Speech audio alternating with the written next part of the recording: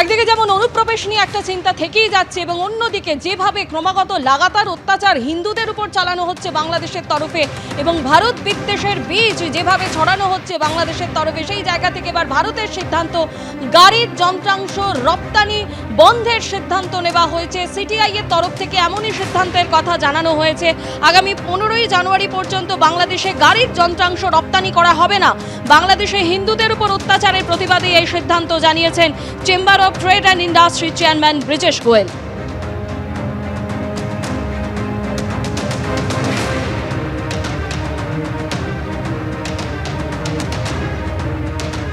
শুধু পশ্চিমবঙ্গে বা ভারতে নয়, একেবারে দিকে দিকে গোটা বিশ্ব জুড়ে প্রতিবাদ হচ্ছে। বিপন্ন বাংলাদেশের গণতন্ত্র, সাংবাদিকদের জন্য বিপজ্জনক বাংলাদেশ, গাজা পাকিস্তানের সঙ্গে এক বন্ধনীতে ইউনুস প্রশাসন, এমনই রিপোর্ট আন্তর্জাতিক সংগঠন রিপোর্টার্স উইদাউট বর্ডার্সের। সীমান্ত বাণিজ্য বন্ধ করে দেওয়া উচিত।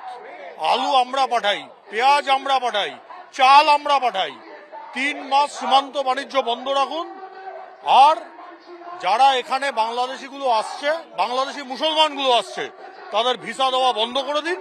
আর ওখানকার যারা হিন্দু শরণার্থী হয়ে আসছেন তাদের আপাতত এখানে থাকার ব্যবস্থা করুন। বাংলাদেশ 3 মাসে ঠান্ডা হয়ে যাবে। কার কাছে আবেদন করছে? ভারত সরকারের কাছে আবেদন করছে। কি বলবেন রাজুদা? দেখুন, বাংলাদেশে যেভাবে হিন্দুদের ওপর বেছে বেছে আক্রমণ করা হচ্ছে, এটা নাকি স্বাধীনতার যুদ্ধ লড়ছে। এই ভারতবর্ষ না থাকলে বাংলাদেশ স্বাধীন হতে পারত। আর ওপার বাংলায় একটা বড় চক্রান্ত চলছে হিন্দুদেরকে তাড়ানো। তাহলে তো আমরাও এবার একই পন্থা নেব। ওপার বাংলা থেকে যে অনুপ্রবেশকারী অর্থাৎ মুসলিমরা এসছে, অবৈধ অনুপ্রবেশকারীদের বেছে বেছে এখন বাংলাদেশে পাঠানো, তাহলেই বুঝবে তারা।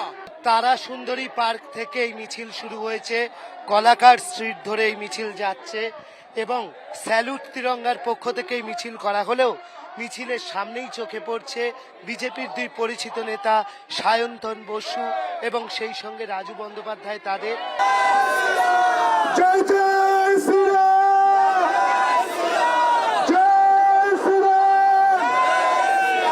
হিন্দুদের অত্যাচার হচ্ছে কেন? বাংলাদেশ সরকার জবাব দাও। হিন্দুদের অত্যাচার হচ্ছে কেন? বাংলাদেশ সরকার জবাব দাও। এই জবাব তোমায় দিতেই হবে। ফেনী চট্টগ্রাম মিরসরাইয়ে ইকোনমিক জোন দিয়েছে শেখ হাসিনা। আমি একটা শেখ হাসিনাকে জিজ্ঞাসা করছি, আপনি কি এই বাংলাদেশের সন্তান এরকম সাংঘাতিক কাজ করলেন কিভাবে? কিভাবে করলেন? আমরা কি পারবো ইন্ডিয়ার যে চিকেন নেক রয়েছে সেখানে গিয়ে একটা ইকোনমিক জোন বানাতে? ওইখান থেকে শুধুমাত্র যাওয়া আসার রাস্তা যাই, নেপাল ভুটান চায়নায় যাব, সেটাই আমরা কখনো পাইনি। তাহলে এইখানে আমরা ফেনী মিরসরাইয়ে কিভাবে এই অঞ্চলটা দিলাম? প্রিয় ভাইয়েরা, এভাবে হবে না। আমরা যেটা করছি এটা ক্লাসরুম। আমাদেরকে ওই অর্থনৈতিক অঞ্চলে যেতে হবে, একটা একটা করে ইন্ডিয়ানকে ধরে লাথি মেরে ইন্ডিয়ার সীমান্তে ঢুকাই দিয়ে আসতে হবে। নাই